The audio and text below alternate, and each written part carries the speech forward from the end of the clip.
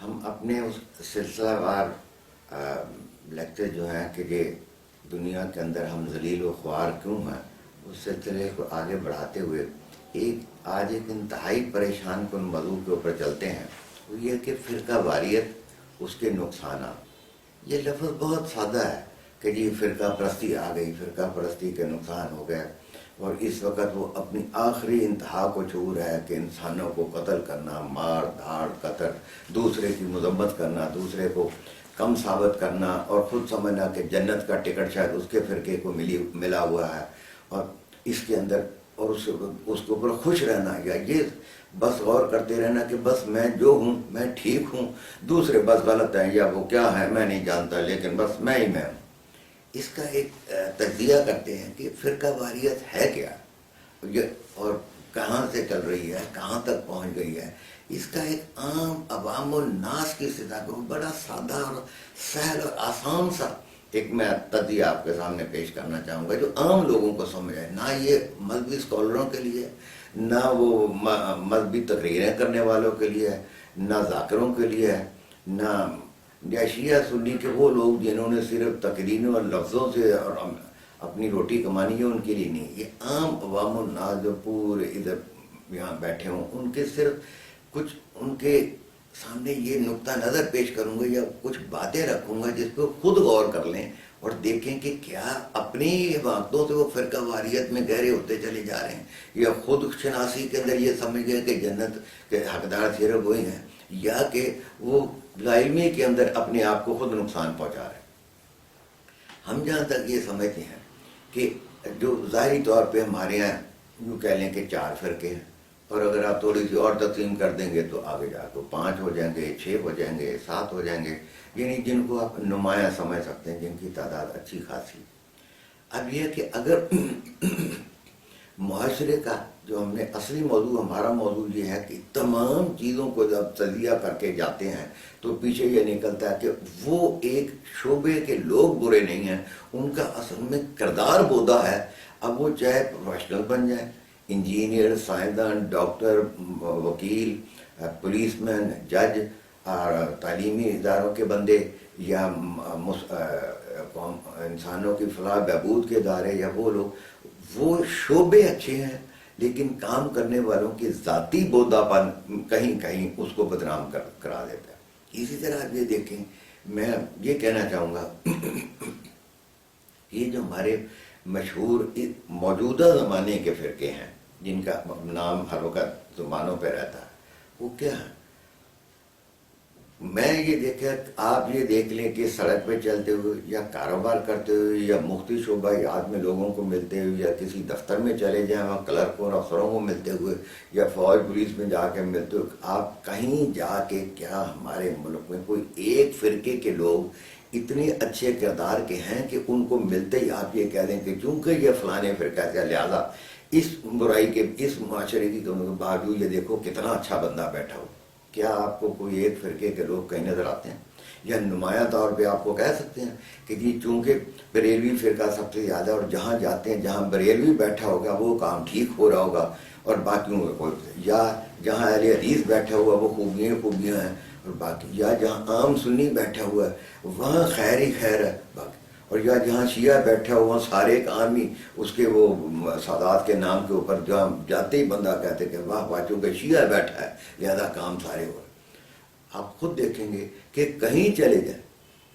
آپ کو کوئی 4 یہ جو بندے نمایاں فرقے، ان کا کوئی ایک بھی بندہ بیٹھا ہوا سے ظاہر نہیں ہوتا کہ یہ کسی ایک فرقے سے، ہاں اپنی باتوں سے تو لگے گا کہ 2-4 جملوں کے بعد یا کچھ دیر تصویر کی یہ اس فرقے سے تعلق رکھتا ہے، یا مسلک کہہ لیں، فرقہ تو بہت ہی اگلی سٹیج ہے نا، مسلک کہہ لیں، جس میں سمجھدار سوجھ بوجھ رکھنے والے، جس پہ اپنی زندگی میں جہاں پیدا ہوتے ہیں عمل کرتے ہیں، اس پہ عمل کر رہے ہوتے ہیں۔ تو اس کے اندر کیا ہے؟ مثلا ہم اہل حدیث سے چلتے ہیں، جو ان کی نمایاں چیزیں جو عام لوگ سمجھتے ہیں، جس سے ان کو برا کہنے لگ گئے ہیں، حالانکہ کوئی وجہ نہیں ہے کہ بریلوی اور سنی ان کو برا کہنا چاہیے۔ وہ یہ ہے کہ جی نماز میں آمین اونچی آواز سے کہہ دیتے ہیں، یا ایک مسا کر لیتے ہیں۔ بھائی اگر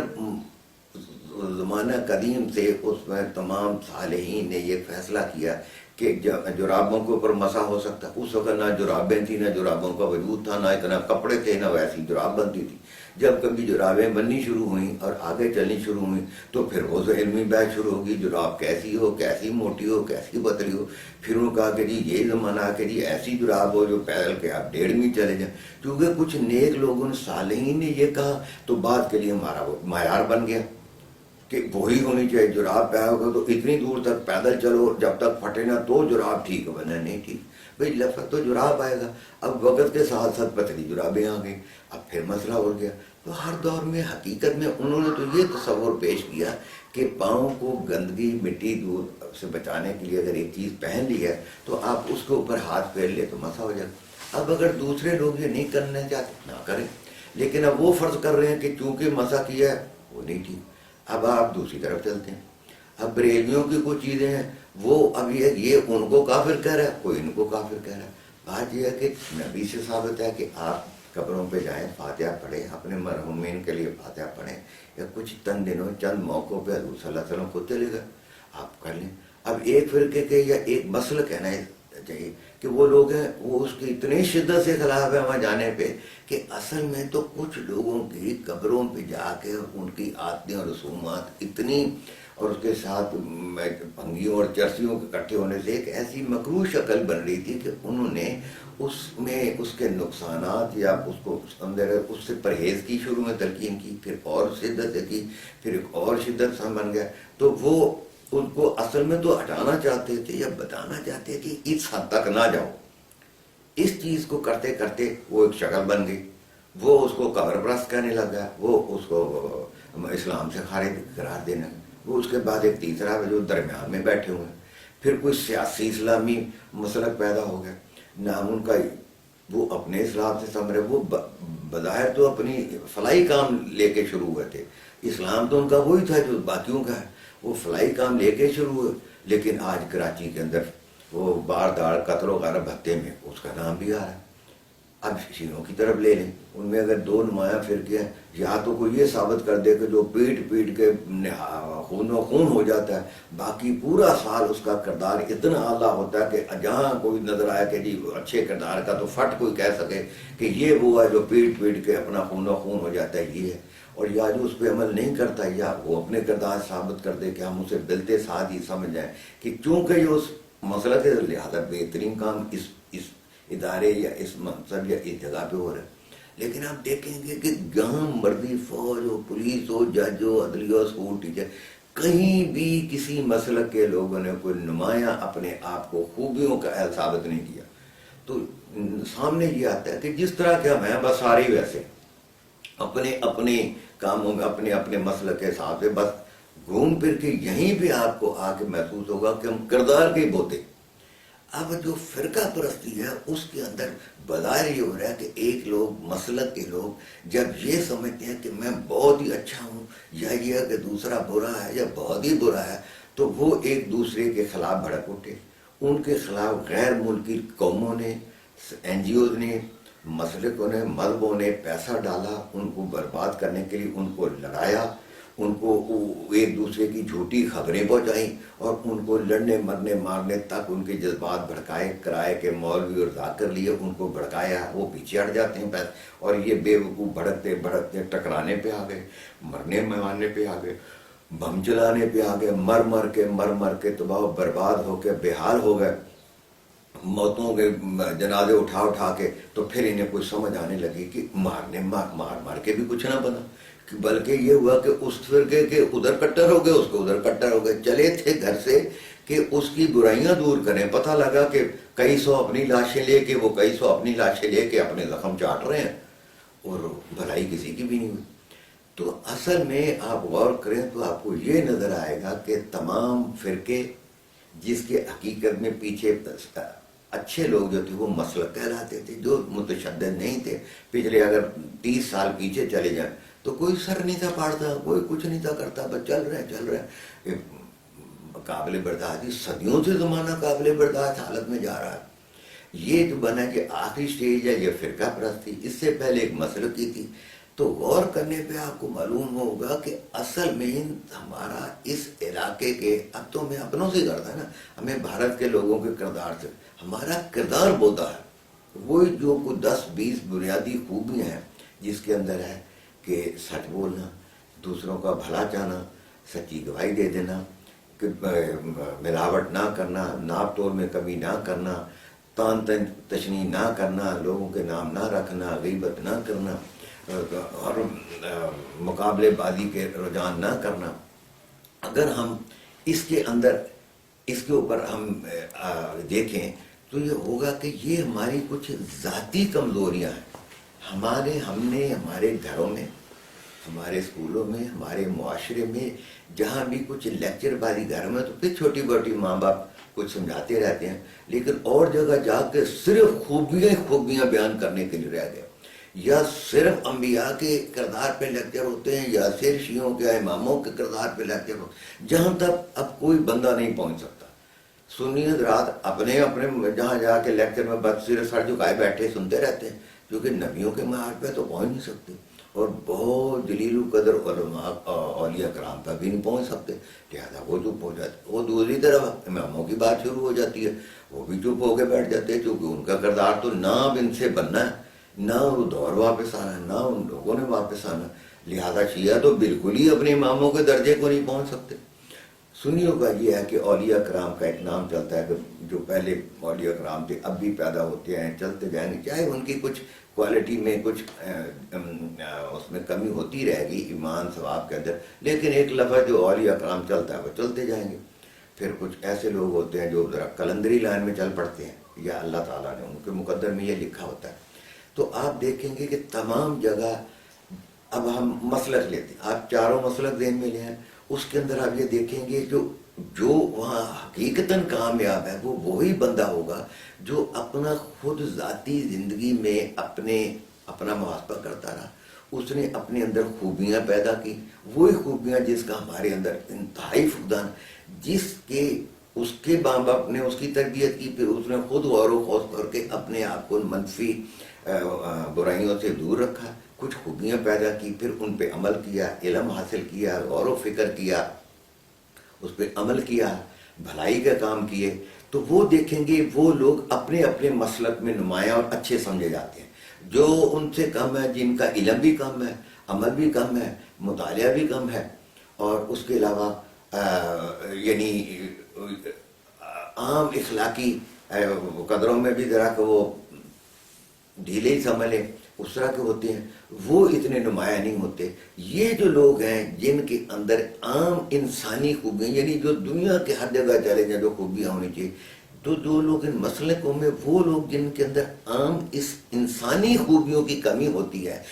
وہ جب اپنی کچھ کمزوری، اور جب ان میں ایسے آتے ہیں جن میں شدید کمی ہوتی ہے، یا یوں سمجھے کہ برائیوں کو چھو رہے ہوتے ہیں، جب وہ کسی ایک مسلک کے اندر گھس کے کوئی نمایاں پوزیشنیں حاصل کر لیتے ہیں، یا شہرت یا ناموری کے لیے نمایاں ہو جاتی ہیں، پیسے دے کے یا ڈنڈا بردار فوج کے میں شامل ہو کے، یا ڈنڈے چلانے والوں کے سربراہ بن کے، تو وہ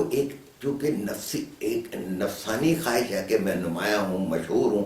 اس طرح کے بودے کردار کے لوگ جب کسی مسلک میں نمایاں ہو جاتے ہیں تو فرقہ پرستی کی ابتدا ہو جاتی، کیونکہ ان کے ہاں صبر، عقل، شعور اور غور و فکر کم ہوتا ہے، تو وہ اپنی کمی اپنے جو بڑے ہیں ان کو یہ باور کراتے ہیں اپنی ڈنڈا برداری، اپنی شدت پسندی کے ذریعے، کہ ہم یہ آپ کے ایک طرح کے ایک سپاہی ہیں، اور پھر وہ خود بخود ہی پیش کرتے ہیں کہ ہم دوسروں کو ذرا سیدھا کریں گے، حالانکہ ان کے مسئلے پسند علماء اور ان کے دانشور نہیں کہتے کہ تم دوسروں کو ٹھیک کرنے کا ٹھیکہ لو، پہلے تم اپنی اصلاح تو کر لو، لیکن وہ اپنے گھر سے اپنی نفسیاتی کمزوریوں کی وجہ سے جو ان کے کردار میں تو رہتے، وہ اپنے جس کو انگریزی میں کہتے ہیں گلٹ، جو ان کے اندر ایک ضمیر کے جو مجرم بننا شروع ہو جاتے ہیں، تو اپنی گندگی کا بوجھ اس طرح اتارتے ہیں کہ نیکی کے دوسروں کو اپنے مسلک میں لانے کو نیکی سمجھتے ہیں، پھر وہ اس کو فرقہ سمجھتے ہیں، پھر وہ اپنی شدت سے کہتے ہیں کہ تو میرے پہ عمل کر لے، اس طرح کر لے، حالانکہ اس سے پوچھا جائے تیرے میں کون سی خوبی ہے جو دوسروں میں اتنی کمی سمجھ رہا ہے، اس کا وہ کوئی جواب نہیں دے سکے۔ وہ اپنی نفسیاتی کمزوری کے تحت دوسروں پہ حملہ ہونے لگا ہے، پہلے زبان سے ہوئے، پھر ڈنڈے سے ہوئے، پھر ہتھیار سے ہوئے، پھر گولی سے ہوئے، پھر بم پہ ہوئے. دوسرے نے بھی یہ استعمال شروع کر دیا. اب بم، بارود، کلاشنکوف اور گولیوں لیکن کوئی بھی فرق نہیں. اب ان کو سمجھ آ گئی کہ اب آپ دیکھ لیں کہ کچھ فرقہ پرستی میں جو کمی ہوئی ہے وہ جنازے اٹھا کے ہوئی ہے. اور اس کے بعد ان کو یعنی مار پیٹ مرنے کے بعد سمجھ آئی کہ اس کا تو فائدہ کچھ بھی نہ ہو. اب وہ نئی قسم کی باہر کی جو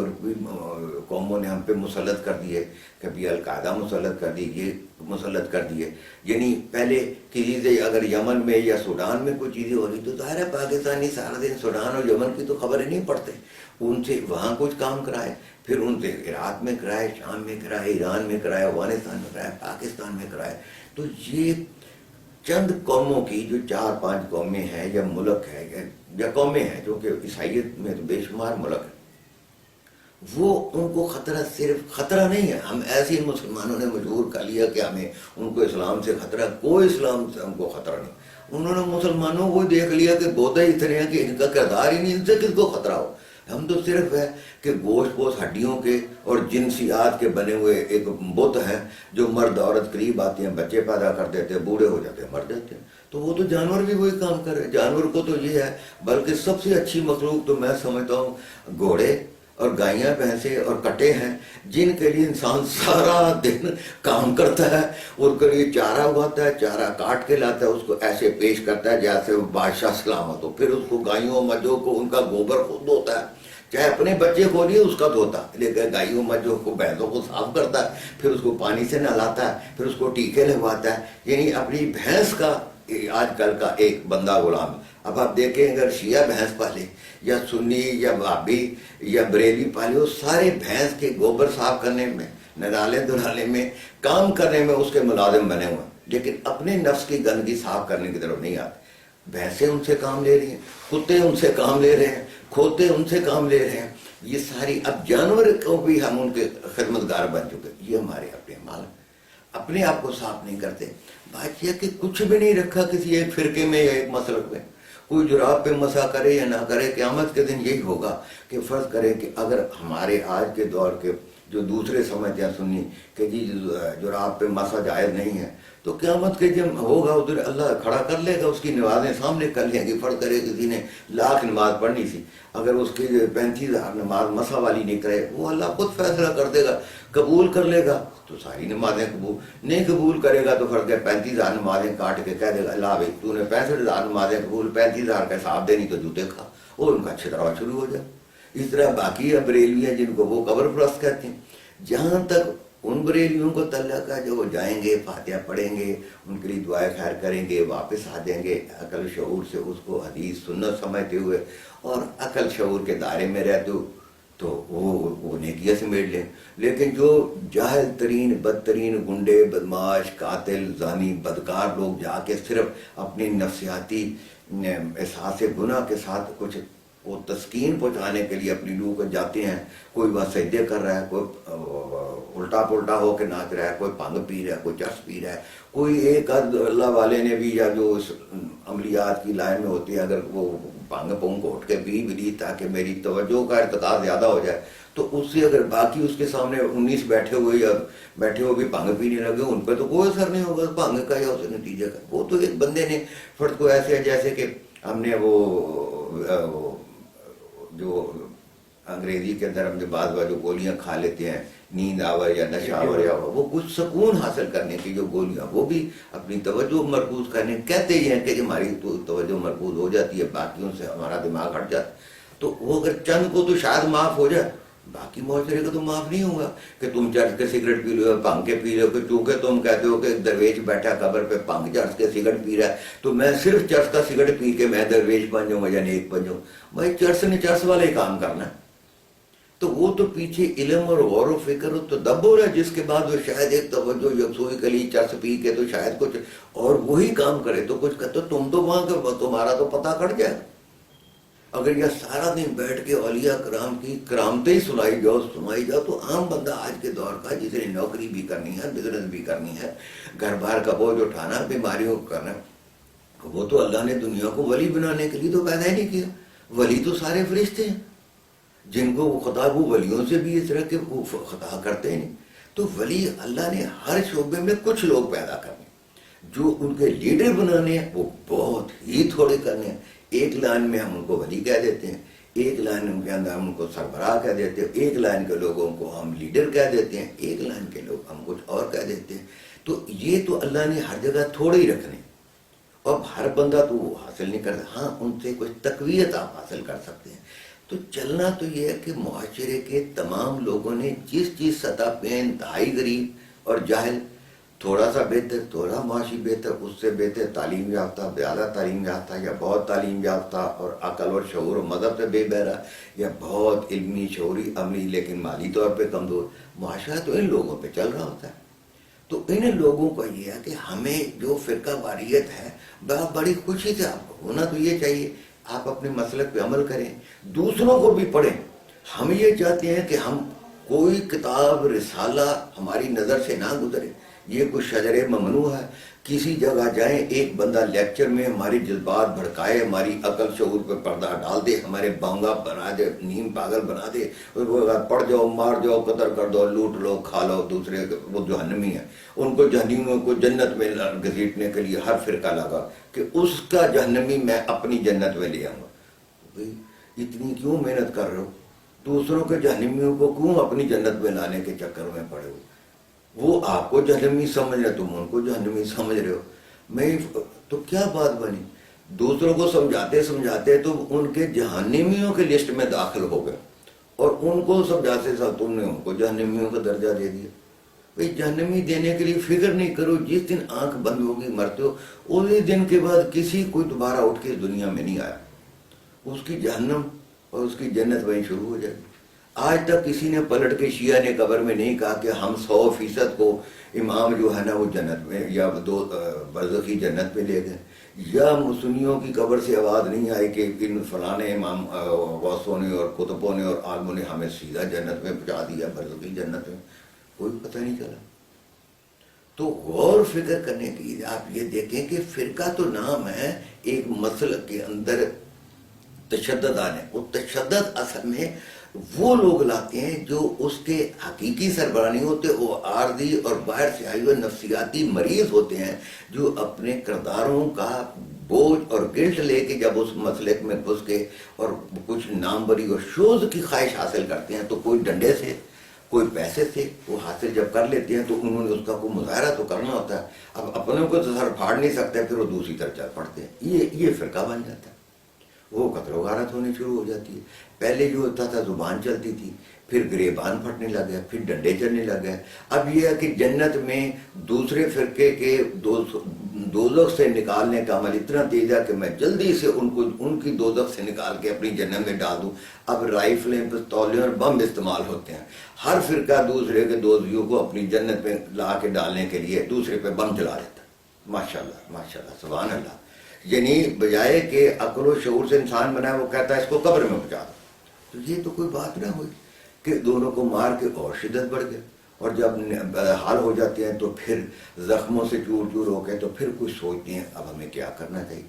بھائی کرنا وہی چاہیے جس سے ہمارے یہ لیکچر کی سیریز چل رہی ہے کہ پہلے عام انسانی معاشرے میں رہنے کی اتنا تو اچھا کردار پیدا کرو کہ تو بحیثیت انڈیویجول کے تو بھی اچھا کہا جائے. یہ نہیں ہے کہ کسی کے باپ کو اچھا کہا جائے تو کسی کے بیٹے کو اچھا جائے. جس کا بیٹے اچھے کا کردار مشہور ہے، اس کا باپ چکا ہو یا لفنگا ہو یا بہت بڑا بزنس مین ہے، تو ساری معاشرتی برائیاں، زنا، بدکاری اور بے عملی اس کے اندر ہو. یا کسی کے باپ کے اندر خوبیاں ہو تو وہ بیٹے کی تعلیم و تربیت صحیح نہ کرے، تو باپ عالم دین مشہور ہے، بیٹا چکا مشہور ہو جاتا ہے. تو کوئی بات ہمیں اپنے آپ کو، جس طرح حضور نے فرمایا کہ ہر یعنی جو مرد سمجھ لیں وہ گھر کا ایک سربراہ ہوتا ہے، اس کی اتنی بس ذمہ داری، سب سے زیادہ ذمہ داری اپنے بچوں کی ہے، پھر کچھ بیوی کی ہے. بس اس کے بعد اگر اس کو یہ چاہیے، جس کے طرح ہم اس لیکچر سیریز کے لیے آپ کا دھیان کرنا چاہتے ہیں، وہ یہ ہے کہ کچھ وقت غور و فکر کر کے اپنے اصلاح کریں، بچوں کی اصلاح کریں، عورتوں کی اصلاح کریں، ان کی کچھ برائیاں دور کریں. اور یہ ہے، اور اس کے بعد کچھ وقت معاشرے کے لوگوں کو جا کے دیں. اگر آپ میں کچھ خوبیاں ہیں تو ان خوبیوں کو دوسرے تک پہنچانے کا عمل کریں. سب سے زیادہ ضرورت یہ ہے کہ اگر کوئی حکومت کے محکموں میں لوگ ہیں تو وہ جو حکومت کے اس محکمے سے لوگوں کو توقع آتا ہے وہ خوبیاں پیدا کی جائیں، وہ خصوصیات پیدا کی جائیں، لوگوں کی اس طرح کی خدمت کی جائے، اور بس اس کے بعد اپنے ذاتی کردار اور گھر کو، اور اس کے بعد ایک تیسرا کردار ہے اس علاقہ محلہ جہاں آپ رہتے ہیں یا جس اس سے شعبے سے تعلق رکھتے ہیں، دانشور ہیں، صحافی ہیں، رائٹر ہیں، اہل قلم ہیں، ان کے ذریعے ملک و قوم کی خدمت کریں۔ اب ہو یہ رہا کہ ہر بندہ غلط جگہ فٹ ہو کے وہ کچھ صحیح کام کرنے کی کوشش کرے، یہ کیسے ہو سکتا ہے؟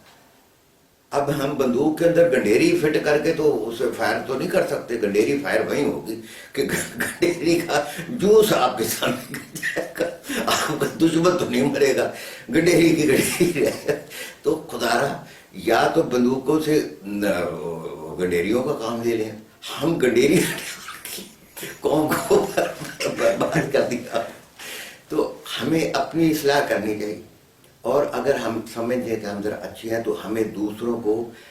غیر محسوس طریقے سے بغیر سخت تنقید کے ہمیں ضرور کوشش کرنی چاہیے کہ دوسروں کا بھی، دوسرے بھی بہتر ہو۔ ہمارے پاکستان میں لوگوں کا جو نقصان ہو رہا ہے، بربادی ہے، کہ جو اچھے لوگ ہیں، یا یہ نہیں کہ بہت دانشور اور بہت بڑی ڈگریاں ہیں، جس سطح پہ ہیں، جو ذرا اچھے معاشرے کے لوگ ہیں، وہ باقیوں کو زور دے کے ان میں اچھائیاں پیدا کریں یا کروائیں، پہلے اپنی اولاد میں، پھر محلے میں، چاہے تنظیمیں بنائیں، سوسائٹی میں۔ تو ہمیں کردار سازی کا عمل کرنا چاہیے، اس کے اندر سارے مسئلے کٹھے ہو جائیں، نہ کٹھے ہو جائے، آپ کو کوئی فرق نہیں پڑنا چاہیے۔ تنظیم سازی ایسی ہو کہ اس کا ایک موضوع رکھیں کہ کردار سازی،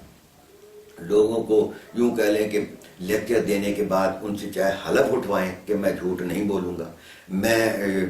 2 نمبری نہیں کروں گا، میں اپنے دفتر میں یا کام کے اوپر ایمانداری سے کام کروں گا، میں کسی کی فائلیں غائب نہیں کروں گا، میں کسی کو غیبت کر کے دفتر میں جھوٹا نقصان نہیں پہنچاؤں گا، معاشرے کے لوگوں کو برباد نہیں کروں گا، چوری چکاری میں لوگوں کو دوست نہیں بناؤں گا،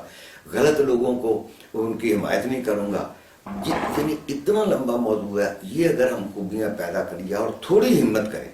ہمارا یہ ہوتا ہے کہ باتوں میں اکثر لوگ با کردار نظر آتے ہیں، لیکن جہاں کبھی زندگی میں کوئی ضرورت پڑ گئی کسی جگہ کھڑا ہونے کی، ساتھ دینے کی، ہمت کرنے کی، کچھ اپنا وقت ضائع کرنے کی، تو ساتھ اس طرح غائب ہو جاتے ہیں جیسے کوے کو آپ غلیل دکھائیں تو کوہ غائب ہو جاتا ہے۔ یہ تو پھر کوئی بات نہیں، سارا عمر زندگی اخلاقیات کی باتیں کرتے، تو ہر بندے کو اللہ تعالیٰ کبھی نہ کبھی ایسی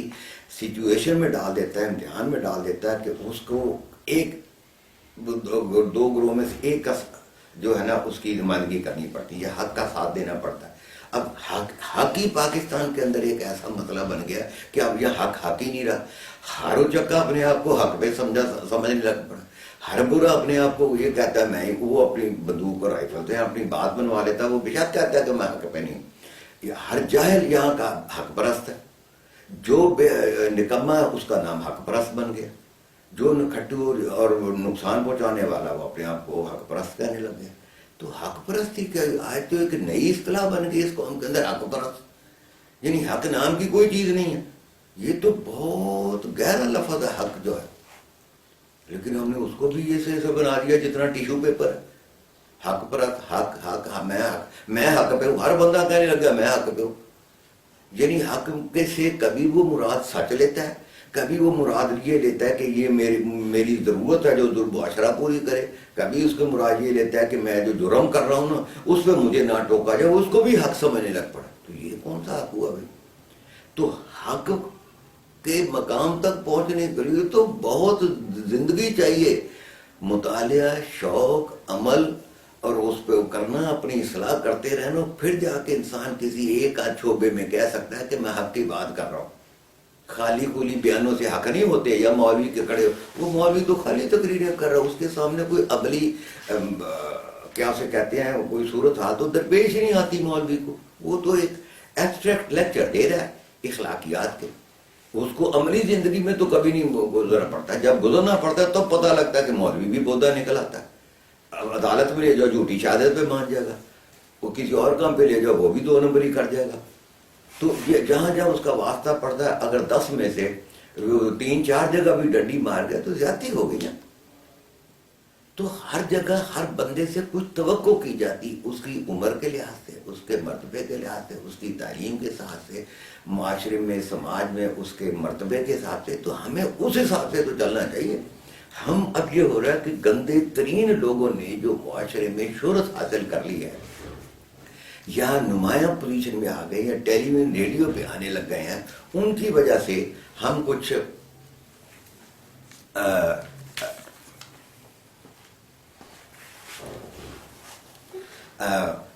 ان کو قابل تقلید سمجھنے لگے۔ اب ادھر سے ہم آپ کو تھوڑا سا ایک دوسری طرف لے کے چلتے ہیں کہ ابھی تو بظاہر وہ 4 فرقے ہیں، اور یعنی پہلے مسلک تھے، پھر اس سے پہلے کوئی اور تھے، ان میں پھنسے بیٹھے ہیں۔ اب ایک یہ ہے کہ ہمارے یعنی علمی لحاظ سے انتہائی جاہل لیکن تھوڑا تھوڑا شعور رکھنے والے، یا کچھ زیادہ شعور جن میں زیادہ سنی سنائی باتیں ہیں، وہ یہ ہے کہ ایک بحث یا ایک ہمارا بڑا مزیدار موضوع ہے 73 فرقوں کا، کہ ہر فرقہ یہ سمجھ رہا ہے کہ میں صحیح ہوں۔ حضور صلی اللہ علیہ وسلم نے تو ایک اس طرح کی بات کی تھی کہ پہلی امتوں میں سے ایک یہودیوں کے فرض کرے 71 فرقے ہوئے، عیسائیوں کے 72 ہوئے، ہمارے 73 ہو جائیں گے۔ اب اس کو اگر آپ لفظوں میں پکڑیں تو یہ 73 گنتی بنتی ہے۔ اس کے اندر سنیوں کے ہاں تو کوئی گنتی بازی کا رواج نہیں ہے کہ ہمارے کے، لیکن شیعوں کا بڑی ایسے ناپ تول کے چل رہا ہے کہ جی اس وقت 58واں فرقہ یا 60واں فرقہ یا 62واں یا 64واں آ گیا، جیسے کہ عین قیامت کے وہ گھنٹوں کے حساب سے آپ کو بتا رہے ہوتے ہیں کہ جس طرح آنے والی ہے، وہ خود ہی ان شیعوں کو پتہ چل جائے گا کہ فرقے کا۔ سنیوں کے ہاں اس کی کوئی گنتی نہیں چل رہی کہ کتنے بن گئے کتنے آ گئے، کیونکہ بعض فرقے وہ تو مختلف علاقوں میں ہوتے ہیں، مختلف ملکوں میں جو سینکڑوں میل ہزاروں میل دور ہیں۔ تو 73 جو فرقے ہیں وہ تو اس کا ایک اور معنی بھی یہ نکلتا ہے کہ اتنی زیادہ تقسیم ہو جائے گی یہ امت اور لوگ بٹ جائیں گے کہ انتہائی نقصان کا باعث بنے گی۔ اور سب سے زیادہ بڑا مغالطہ جو ہمارے اس ملک کے یا ہندوستان، بھارت، بنگلہ دیش ہے ان مسلمانوں کو ہے کہ جی یہ جو 73واں فرقہ، ہر بندہ یہ سمجھ کے بیٹھا کہ میرا وہ فرقہ ہے جو صحیح ترین ہے، باقی غلط ہے، اور اس کو یہ کچھ موہوم سا یعنی ہلکا کوئی تصور آنے لگا کہ جو چیزیں میں اپنے مولویوں سے سیکھ کے جس پہ عمل کر رہا ہوں یہ شاید سب سے ضروری ہے، اس کے بغیر اسلام کے یہ اگر اس پہ عمل نہ کیا تو یعنی جو ہے نا باقی کاموں کی خیر ہے، بس اس پہ عمل کر لو، تو وہ سمجھا بس وہ اپنے آپ کو تقریباً بخشا ہوا ہی سمجھ لیتا۔ یہ بھی کدھر سے اس کو وہ بات پیدا ہوگی؟ ساری برائیاں اس میں موجود ہے قیامت کے دن، تو ساری ان چیزوں کا حساب ہونا ہے۔ ہم مسلمان تو اس کو کہہ دیں گے جدھر میں کلمہ پڑھ لیا اور اس کے بعد 71 برائیاں ہیں، تو وہ کیسے اپنے آپ کو جنتی سمجھ کے بیٹھا ہو؟ اصل میں اس کے لیے جو حضور صلی اللہ علیہ وسلم کی بات آتی ہے کہ اتنے فرقے بن جائیں گے اور ایک ہی صرف ہوگا جو جنت میں جائے گا، وہ اصل میں فرقہ نہیں ہوگا، وہ گروہ ہوگا۔ یہ سارے شیعہ سے سنی نوٹ کر لیں، نہ شیعوں نے ساروں نے جنت میں جانا تھا، نہ سنیوں نے جنت میں جانا، یہ دوزخیوں ہیں جانا۔ ہر اگر آپ اس کو مسلک سمجھنا چاہیں یا پھر ہر مسلک فرقہ پرست تو جا ہی نہیں، میرا خیال ہے شاید ہی جا، جو مسلک ہیں ان کے اندر سے جو اچھے لوگ ہوں گے نہیں، جو تقریبا آپ سمجھ تو جو ہیں جو اپنے مسلک پہ عمل کرتے ہوئے اچھے ہیں، انسانوں کا خیال ان میں خوبیاں ہیں، ان میں کافی منفی قوتیں مائنس ہو چکی ہیں، وہ جو اخلاقی اپنے کام نیک کی کاری کی کر رہے ہیں، وہ سارے سمجھیں کہ اللہ تعالیٰ آپ اس قیامت کے دن دیکھیں گے کہ ہر مسلک میں سے کچھ لوگ جو ہوں گے ان میں سے خدا چھانٹ کے ایک گروہ بڑا بن جائے گا جو جنت میں چلا جائے گا، وہ ایک گروہ کہلائے گا، یعنی جنت میں جانے والے لوگوں کا ایک طبقہ۔ تو وہ طبقہ کون ہوگا؟ کیا وہ پیٹنے والوں کا ہی طبقہ ہوگا؟ ان کو کتنے سرٹیفکیٹ دے دیا؟ تو کیا قبر پہ جانے والے یا جراب اور مسا پہ اور آمین اونچی بات کہنے والے چلے؟ ان کے پیچھے ان کا کردار ہے، اس کے اوپر کوئی بھی مسلک جو زور نہیں دے رہا، وہ یہ چاہتا ہے کہ میری تعداد بڑھے، ملا چاہتا ہے کہ میرے پیچھے زیادہ لوگ آئیں۔ آج کل یہ ہے کہ آسان اسلام آیا ہوا ہے کہ عمل کرنا کو نوٹ لے لو، یا کہ وہ بریانی پکوا لیتا ہے۔ ہمارا پورا ملک اس وقت ماشاءاللہ بریانی پیروں سے بھر گیا ہے، ہر جگہ پیر بیٹھا ہے اور بریانی چل رہی ہے۔ اس زمانے کے اندر حضور نے جو لوگوں کو کھانا کھلانے کا یہ کہا تھا تو نبی کے گھر پیٹ کے اوپر پتھر باندھ دیتا، اتنا بھوکا ہوتا تھا۔ تو اس وقت یہ بھی بہت بڑی خوبی تھی۔ آج تو جہاں کوئی بیٹھتے ہیں وہ بریانی کھاتے ہیں۔ مجھے بتائیے کیا پاکستان کا عام متوسط یا 90% طبقہ بریانیاں کھاتا ہے؟ تو اب تو جدھر جاؤ پیر کے ہم صرف بریانی پکتی ہے یا 7 رنگوں والا وہ میٹھے چاول پکتے ہیں. کیا عام طبقہ ہمارا یہ کھا رہا ہوتا ہے؟ کیا یہ کھانا تقسیم کرنے کے لیے اسلام نے کہا تھا کہ بریانیاں تقسیم کرو؟ وہ اسلام تو یہ سمجھ رہا تھا کہ جس کو پیٹ بھر اتنی روٹی 2 دن سے بھوکا ہے، جس کے روزے بغیر رات سے چل رہے ہیں، اس کو دے دے تاکہ اس کا صرف پیٹ بھر جائے. یہ ایک چیز تھی. اور اب یہ کیا ہوتا ہے کہ امیروں کے گھروں میں چلے جائیں، بریانی پکا کے دیکھ پک کے تمام امیروں کو گھر میں چلی جاتی ہے. متوسط طبقے کی دیکھ پک کے متوسط طبقوں گھر میں چلے. بھائی وہ ان کو تو ضرورت ہی نہیں. وہ بریک پکا کے پکائیں گے تو وہاں دیکھیں گے اکثر لوگ کھائیں گے، اس لیے کہ ان کے گھروں میں سارا کچھ موجود ہے. اور اگر میں یہ سمجھتا ہوں آپ غریبوں کے طبقوں میں آ کے کریں تو نہ ہی سادہ کھانا دیں، بریانیاں نہ دیں، گوشت وہ پہاڑ نہ توڑے، وہ دیں کہ جس سے ان کا پیٹ بھرے، ہم کو ایک اچھا کھانا مل جائے. اس کی شکل صرف بریانی اور وہ گردے نہیں ہیں. تو یہ تمام لوگ یہ اس کو نوٹ کر لیں یا سمجھ لیں، یا ہر مسلک کے لوگ سمجھ لیں کہ تمہارا مسلک کے اوپر خدا کی کوئی آواز کسی دور میں نہیں آئے کہ تو ان کو آج میں نے قبول کر لیا، باقی آٹومیٹک فیل ہو گئے، بس تم پاس ہو. تم سارے فیل ہو. تمہارے اندر سے کچھ لوگ، چاہے وہ مولوی ہیں وہ بھی فیل، چاہے ان کے عالم ہیں وہ بھی فیل، ان کے جاہل ہیں وہ بھی فیل، ان کے عام طبقہ وہ بھی فیل. آپ کسی پہ ہاتھ نہیں رکھ سکتے کہ یہ پاس. ہاں، جس کے بس عمل اچھے ہیں، جس نے معاشرے کی ذمہ داریاں نبھائیں، جس نے فرد کو کچھ علم حاصل کیا، اگر نہیں کر سکا تو عمل کیا، اچھے کام کیے، اچھے اخلاق کیے، برائی سے بچا رہا، لوگوں کو اچھائی کی تعلیم کی، انسانوں کی بھلائی کے کام آیا، برائی سے دور رہا، فتنہ فساد نہیں پھیلایا، اور کو خوبیاں یا کچھ چند باری اس نے نیکیاں کی ہوئی جو اس کے کام آ جائیں گی، اچانک اللہ اس کو بخش دے. تو وہ لوگ یوں سمجھ لیں کہ اس دن آپ یہ محسوس کریں گے کہ ہر مسلک کا، سارے زمانوں کے سارے مسلکوں کے کوئی لوگ جو بخشے جائیں گے، ان کو جب جمع کریں گے تو وہ ایک گروہ کہلائے گا، وہ گروہ چلا جائے گا. ہم خواہ اس گروہ کو اپنے فرقے کے ساتھ منسلک سمجھتے ہیں، فرقے کے ساتھ مسلک کو سمجھتے ہیں، اور ہم یہ خوش ہو کے بیٹھ گئے کہ جنتیوں کا وہ جو ہے نا گروہ کے اندر میرا نام لکھا ہو. ایسی کوئی غلط فہمی میں نہیں رہے، کوئی مسلک والا کسی غلط فہمی نہیں رہے. کسی کو کسی ولی نے سارا دن